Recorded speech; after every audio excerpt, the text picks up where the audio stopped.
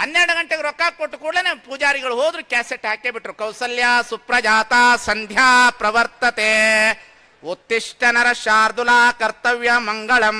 ಮಾಜಿ ಪ್ರಧಾನಿ ಇಂದಿರಾ ಗಾಂಧಿ ಬಂದಾಳು, ಎದ್ದೋಳು ತಿಮ್ಮಪ್ಪ ಅಂದ್ರು. ಅವ ಎದ್ದೇ ಬಿಡ್ತಾನ್ರಿ ಅವ. ಇವ್ರ ಕೈಗೊಂಬೆ, ಇವ್ರು ದೇವ್ರ ಕೈಗೊಂಬೆ. ಬಾ ಅಂದ್ರೆ ಬರ್ತದ.